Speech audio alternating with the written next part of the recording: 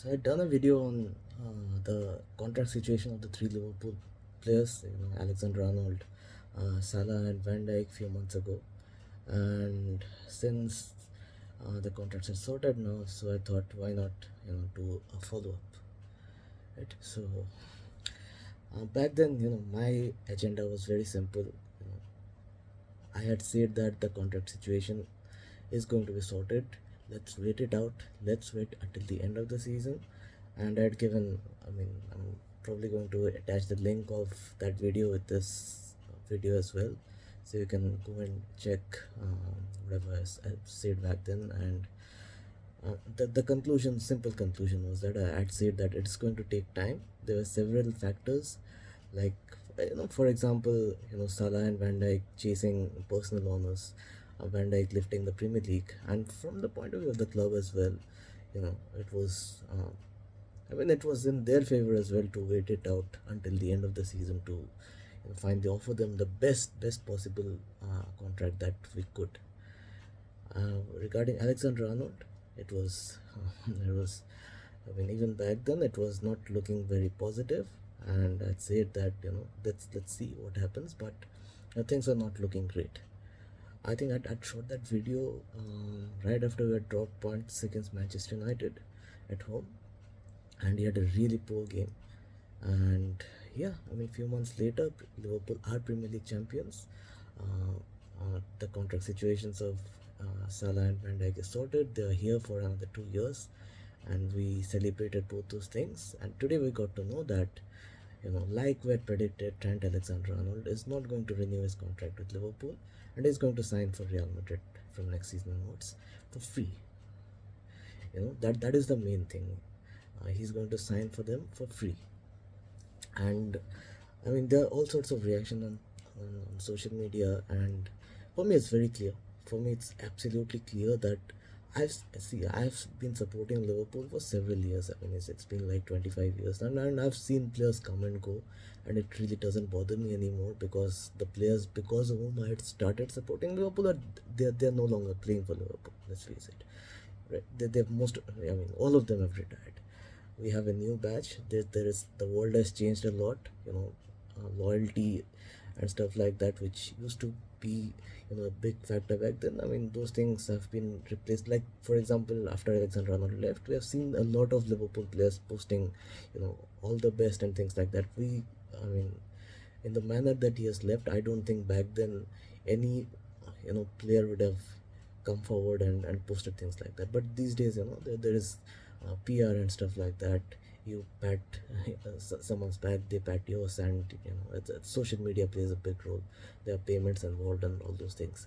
Uh, but I've seen players come and go. I've seen betrayals. I've seen players that I have absolutely loved, and they have done things which have hurt the club, which have been mistimed, and they've gone on to spoil their careers. A couple of them have done well. I've seen pretty much everything, and I have to say that this is for me personally, in last 25 years, this is the worst betrayal that a player has done to Liverpool Football Club. Let's look at some of the examples firstly, and I'm going to come to that why I feel like this is the greatest betrayal ever. Uh, let's look at some of the high profile departures that we have had in last 20-25 years. Michael Owen, he left for Real Madrid back in 2004. He was the reason I started supporting Liverpool, and when he left, I was like, okay, he's moved on. He had a few injuries. I think from 2002-3 season onwards, he was having some injury issues. He was scoring goals. The pace was just not there as much as it was, and Owen was the main guy. Before that, 2000, I think he won the Ballon d'Or in 2001. We won the treble in 2001, and so by then it was all about Steven Gerrard. He was the Mr. Liverpool, and he was my most favorite player. Owen no longer was my most favorite player, and I loved so many players from Liverpool back then. Likes of Sami Hyypiä. He was like one of my most favorite captains of all time. Other than that, John Arne Risa. when I was not watching. I was very young back then, so I was not watching a lot of football. But there was a show called Here We Go, and there was a show called Goals. They used to show some crazy goals from the season before, and a lot of those brilliant goals that Liverpool had scored, they were scored by John and Erisa, and he had that iconic celebration of putting his jersey over there. So I'd moved on from Owen, and that's fine. A lot of people hate Owen not because he joined Real Madrid, but because he joined Man United much later, and that is a matter of debate. Personally, I can understand why he took that decision, because it was towards the end of his career, and he did not have any other option. It was an easy option for him to go and pick between Man United, or I think he had said the other option that he had was joining Hull City. And of course, he wanted to join Liverpool as well. Liverpool were not interested. So he betrayed Liverpool, Liverpool betrayed him, and then he betrayed Liverpool more. That is exactly what happened, but that's long gone. Then, of course, we had the Steven Gerrard saga in 2005. You know, people are burning the Chelsea jersey that he was. People are burning the Liverpool jersey, when he tried to swap that for a Chelsea jersey right after winning Champions League. And that is where the real feelings, emotions come through, and Gerrard stayed back. And then I think the next big one was probably Fernando Torres. A lot of my friends started supporting Liverpool after Torres came to Liverpool, because he was that, the guy who brought that superstar quality, uh, which the players before that, like Gerrard was a no, was an exceptional player, but he did not have that superstar quality in his younger days. Right, he became a name gradually, year by year, year by year. So Torres was that guy, who brought in glamour into Liverpool. So then when he left, I remember that game against Chelsea were involved, and he left for Chelsea, and the very first game we went to Stamford Bridge, and we defeated them 1-0 through I think Raul Mireles had scored that goal. And in that match, the iconic elbow that Danny Lager had given, and by then for me that was the greatest betrayal that I had seen. Then Suarez left. Suarez was, was a complicated situation. He did a lot of things which were not great. At the same time, he was treated like absolute garbage by British media. The racism charges that he had on him, they were debatable. How the culture goes around in Uruguay, and how the culture is a lot different from that in Europe. Those things are not taken out of context. There's a psychological factor to that as well. I read about his childhood, and the kind of upbringing that he had. So I did not feel bad when he left. I mean, he was banned for like 6 months. He went the year before, he stayed back, and we almost won the title. Uh, and then the next big one, and for me, till date before today, I think was the biggest one, was Philip Coutinho. I mean, he came in as a youngster, and he was, he was playing in a team which was, you know, standing at the doorstep of success. I mean, any person who had brains could see that this Liverpool team was on the up. Klopp had come in, he had done a phenomenal job, and we had started to form that core. Like that Fab Four that we used to see. That Fab Four became the front three of Liverpool, which Firmino, Mane, and Salah. Then they became iconic. And of course, there was another one, Raheem Sterling. He was very young. He went to City, and I think he's one of the rare players. Suarez and Sterling are probably two players who left Liverpool, and they did well after that. I think Guardiola did a very good job with him, but he left, for Champions League football. I mean, you can understand why he left, because Liverpool were not doing great at that time, and that was an okay decision. But what happened right now is something. I mean, it was unimaginable. When I heard about Trent being linked with Liverpool, it was a joke. Like someone tells me that Alexander Arnold is going to play for Man United next season, I'm going to laugh it away, right? So someone told me that Salah is going to leave Liverpool this season for free and join Man United. I'd laugh it away. That is exactly the kind of reaction that I had when I heard that he was linked with Real Madrid, because he's a Scouser, and he has said many times how much he loves the club, and he wants to be the captain, he wants to win everything with the club. And then suddenly 2 years earlier, his mind just absolutely went the other way. I don't understand how can a person be so, you know I mean, what word can, probably gullible. I mean, We know the person because of whom he has left Liverpool. Someone has influenced him, and that person was supposed to join Liverpool. What an irony! I mean, we were thinking that they're friends, and that that guy Jude Bellingham is going to come to Liverpool, and you know that is the irony, the greatest irony. What happened is the reverse. It took you know our best guy, our scouser with him, and is now going to play for Real Madrid. And I mean, it's insane when you hear that. Okay, so I mean, the first thing that comes to mind, of course, everyone is saying that he's leaving for free, right? That is a big deal. Yeah, I mean, that is insane. What I mean, a lot of young players have left Liverpool for free in the last few years, like of Alberto Moreno. I mean, we could have got a good price for him. Emre Can, he left for free. We could have got a good price for him. Then we had Gini Wijnaldum living for free, Adam Lallana living for free, Navigator living for free, who was one of the most expensive buys that Liverpool have had. So I mean, it's nothing new, right? Daniel Sturridge left for free. But the thing is, those players left for free. I mean, Emre Can was probably the only one to whom Liverpool, I think, had offered a contract. Klopp wanted him to stay, and he had left for Juventus. I mean, he said he wanted a different challenge, but we knew that different challenge was some bucks. And his career, I don't think his. I mean, if he had stayed at Liverpool, he would have probably been a much better player than he is today. But he has done okay with his career, so nothing against him. But the main thing is, these guys, they had come from somewhere and they left. With Alexander Arnold, it's his boyhood club. He has been here for, I mean, he has been here since he was probably 6, 7, 8 years old, and doing that, to the club that has given you everything. I mean, forget loyalty. It's not even about loyalty. It's when you're leaving for free. I mean, even Coutinho left. He signed a contract, right? Harry Kane left Tottenham. I mean, he could have stayed another year.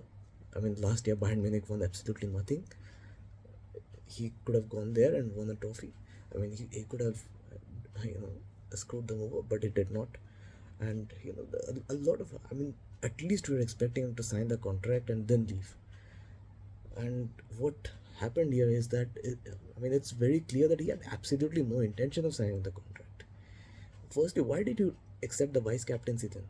2 years ago, when we changed our captain and vice captain, why would you let the club make you the vice captain of this club with the vision that you are going to be the captain in the future? And I mean, that just boils my mind. We could have given the captaincy to someone who's much more deserving. With the players who are senior to him, right? Wouldn't Salah be the captain? Why wouldn't Robertson be the captain? Why wouldn't Allison be the captain? Salah is not even the fourth captain. I mean, that is, we just let a snake deputize for Alexander Arnold, Virgil van Dijk. That's all I can think of. And then for 2 years, I mean, we can say that the contract negotiations had stalled and Klopp was leaving. There was uncertainty and everything, but still, it's his club. If he had gone there and he had said that I want the contract, let's sit around and negotiate something, I'm very sure Liverpool would have listened to him. And I've heard a lot of people saying that FSG had to be blamed because they did not offer him a contract worthy of his talents. I mean, that is out in the open now. We offered him a really good contract that would have made him the highest paid fullback in the Premier League, or the highest paid fullbacks in the world. We were giving him a sign-on bonus as well, and still it was not enough. So it was never really about money as well. One thing people, I know I'm being called top red all the time. I'm probably one of the toppest reds in India. That's okay. And I am absolutely FSGN. There is no doubt about that. I don't have a problem in saying that I am an absolute supporter of FSG and what they've done for this club. But the thing is, people criticize FSG for not spending enough money. One thing that everyone agrees about FSG is that their ambition regarding Liverpool is about making money, and I can guarantee that they would have done absolutely everything in their power to give Alexander Arnold the contract, because this is a 50, 70, 80, 100 million asset that they're losing for absolutely nothing, and they would have done everything. I'm 100% sure they would have done everything to convince him. If it had taken them not renewing Salah and Van Dijk both, you know, probably, if we had asked for the captaincy, and that would have meant that we don't renew Van Dijk, would have, I think, would have offered him that as well. It was just, he was just stalling. He was not going to sign for anything. That is exactly what he has done, and that is for me, the reason for that is simple, because Real Madrid wanted him for free. Real Madrid did not want to pay any fees for him, and because of that, he has plotted against us. He has plotted behind Liverpool Football Club for 2 years, saying things like, uh, let's see what happens. This is a great moment, and I mean, if you look at the way he has played this season, it has looked to me like, he has come on loan from Real Madrid.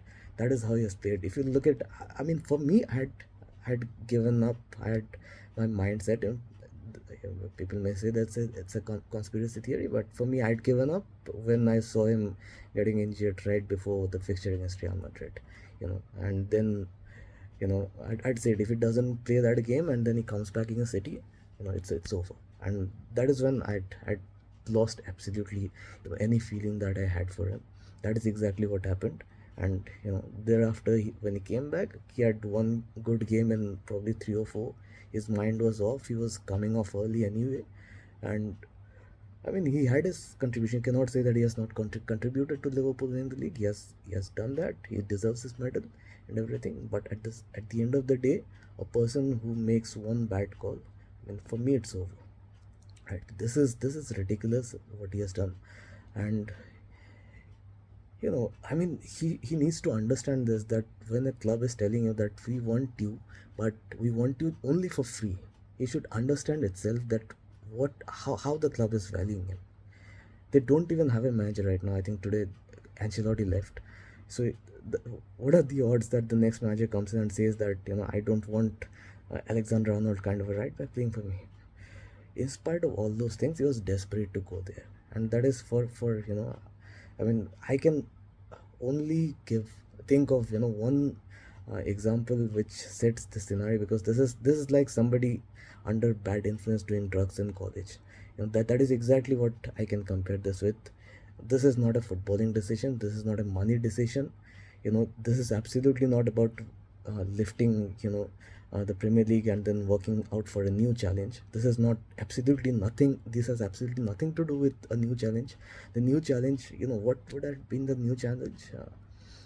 The new challenge would have been Alexander Arnold becomes the captain of Liverpool in 2 years, and I mean, it's a big thing, right? It happens in one generation when you have a local player, a Scouse lad, being so good that he could captain Liverpool Football Club. Gerrard was there for like 8 9 years, I think he was the captain, and he did not win the Premier League. He couldn't do it. He had the opportunity.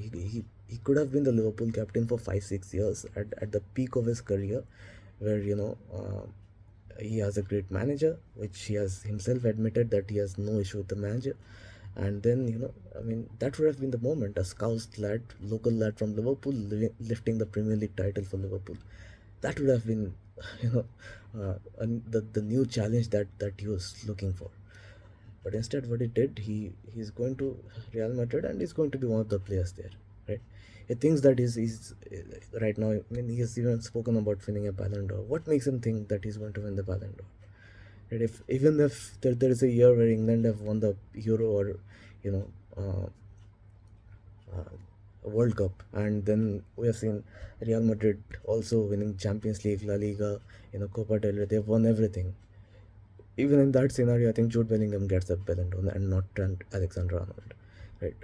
Because no matter how much PR he does, Bellingham does it better than him. It's very clear. So I mean, I don't. I mean, I've almost erased him from my mind. This is just I'm not even angry with him anymore because I had set up my mind. I mean, like I said, that match against Real Madrid, I think that defined for me. Uh, so that is one thing. uh, the next thing is, of course, I mean, this sets a very very bad example for a lot of young players for the future, and this sets a very bad example for world football. I think Real Madrid are already poaching William Saliba from Arsenal. I mean, whatever I think of Arsenal and whatever I think of their manager and the fans, but the thing is, if I think Saliba's contract expires in 2027, and they're already tapping him. You know, we're going to sign him for free, and we don't want to sign him right now. We're not going to pay any money. They tried to sign, I think Alfonso Davies for free this year. I think they tried to sign Joshua Kimmich for free. They signed Rudiger for free a couple of years back. So this is so bad. I mean, how can you align yourself with something like that? Um, this is I mean, for Liverpool, I think we're going to be okay. I think mostly we're angry because he's leaving for free, and the manner in which he has betrayed the club, uh, that is, I mean, something that a lot of fans are angry with. But in terms of football, I think we're going to be fine. We've got Conor Bradley. The only issue, I think, I'd said in my last video that there is every chance that even if Trent had stayed and Bradley, you know, it could have been, we could have seen a scenario where Bradley had become the first choice above him. So, he's left now, and Bradley is going to be the first choice, I think, next season. The only issue with him is he gets injured a lot. So, maybe we'll get a reliable, maybe an experienced right back, something like that, or we'll manage someone in the squad somehow. But right back is not a position, I think, under slot, which is going to be a really problematic thing for us. But at the same time, I think uh, I've seen a lot of people even say that uh, he has done a lot for the club, and I don't agree with that at all. I mean, I don't wish him all the best. When you go there, I mean, I don't care about what you do, good or bad, whatever. Um, but I'm not going to wish him all the best. Absolutely not. He have done a lot for the club, and that just makes it worse for me, because with so much achievements comes a great responsibility. You are an icon, and you have destroyed that. So I have absolutely no love left for him. He can go and do whatever he wants, you know. And yeah, I mean, we're going to move on. For me, in the last video also, I'd given an example. I see this as an attacking fullback. Leaving Liverpool for free was defensively not great, and I've seen that before when Alberto Moreno left Liverpool. Yeah. So that is exactly how I see this. And I mean, what I don't want right now is to see his face on the final day. He's standing in front of the cop, crying, shedding tears, and clapping towards the crowd. I don't want to see this scenario. I mean, he should have. I think Stott has been really, really, good towards him, that he has let him stay around the squad and, even start some games here and there. At the end of the day, they're professionals, and we wanted to win the title, and now we have done this. I don't think he should even be a part of the squad. He shouldn't even be allowed in the field. I don't think he should be allowed to lift the trophy. Just give him a home delivery of his medal, and let him go to Real Madrid direct. I think Real Madrid are even trying to sign him early. Let him go. I don't have a problem, but don't let him go and win a free trophy just like that because he has screwed us over. You know, let's screw him over a bit as well. I don't think we should let him go before his contract is over. And if we want to do that, do it right now before the trophy celebrations happen. It shouldn't happen that he celebrates here and then he goes there, plays the Club World Cup, and then he lifts that trophy, right? So yeah, I mean, that's it. And 3 matches left this season. I mean, I've celebrated a lot last week, and yeah, already looking forward to next season. And yeah, I mean, that's it.